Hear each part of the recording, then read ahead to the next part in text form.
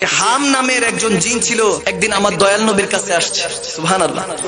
আয়েশা আমার দয়াল নবীকে বলতেছেন, আসসালামু আলাইকা ইয়া রাসূলুল্লাহ সাল্লাল্লাহু আলাইহি ওয়াসাল্লাম, ইয়া রাসূলুল্লাহ আমার সালাম গ্রহণ করুন। আল্লাহর হাবিব বলেন, ওয়া আলাইকা ওয়াসসালাম ওয়া রাহমা। বলতেছে, আনা হাম ইবনে হিম ইবনে লাকিস ইবনে ইবলিস। আমি হাম, যার বাবার নাম হিম, যার বাবার নাম লাকিস, যার বাবার নাম ইবলিস। 4 নম্বর খানদান।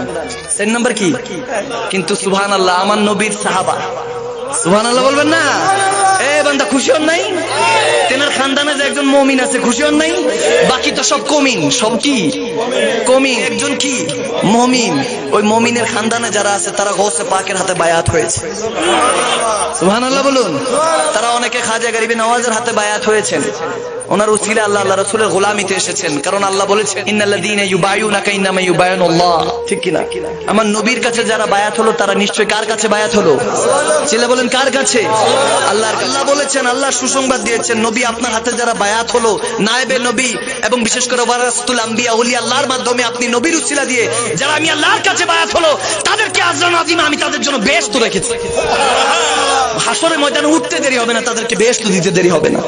হাম রাদিয়াল্লাহু তাআলা, যিনি সাহাবায়ে রাসূল, তিনি বলছেন, ইয়া রাসূলুল্লাহ, যখন বাবা আদমের সন্তানরা হাবিল কাবিল একজনকে হত্যা করছে, আমি তখন গাছের আগায় বসে বসে দেখছিলাম। হায়াতটা কত বেশি! আল্লাহু আকবার। হাম রাদিয়াল্লাহু তাআলা বলছেন যে আমি মুসা কালিমুল্লাহর কাছে তাওরাত শিখেছি।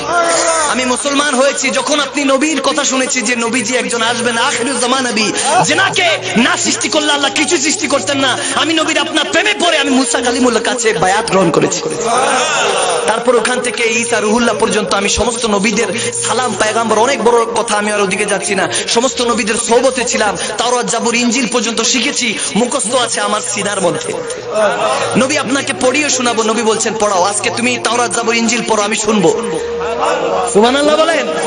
103 খানা কিতাব ওই হাম রাদিয়াল্লাহু তাআলা আনহুর অন্তরের মধ্যে মুখস্থ ছিল। আসমানি কিতাব যেগুলো এখন বান্দা বিকৃত করে ফেলেছে, ঠিক কিনা? তাওরাত জাবুর ইনজিল এগুলো কি ঠিক আছে এখন? ঠিক নাই, মন গড়া হয়ে গেছে। আল্লাহ বলছেন, সমস্যা নাই, ওল্ডেস্ট, তুমি আমার সমস্ত কিতাবগুলি তুমি পুরাতন করেছো, বিকৃত করেছো, আমি নিউয়েস্ট লেটেস্ট আমি কোরআন পাঠিয়ে দিব, যেটার মধ্যে 103 খানাও থাকবে, যেটার মধ্যে তাওরাত জাবুর ইনজিল থাকবে, সমস্ত নবীদের ফায়াজ ও বরকত থাকবে, এবং শাহেদা মুবাশশিরা নাযিরা আমার নবীকে সাক্ষ্যদাতা হিসেবে প্রেরণ করব, সেটা হলো আল কোরআন। নাযারতু ইলা বিলাদিল্লাহি জামান বলেছেন, তোমরা বিশ্বাস করতে চাও না আমার গৌসে পাক, বিলাদিল্লাহি সামান বিলাদিল্লাহিল আরদ বলে নাই, বলেছেন কি? বিলাদিল্লাহি জামান, কুল কায়নাত আমি গৌসে পাক হাতের তালুতে দেখি। তো গৌসে পাকের এই ক্ষমতা দিয়েছেন কে? আল্লাহ। চিল্লা বলেন, কে? তো গৌসে পাকের এই ক্ষমতা, হাতের তালুতে কুল কায়নাত দেখে আল্লাহর, তুমিও তো দেখো এখন, ঠিক কি না?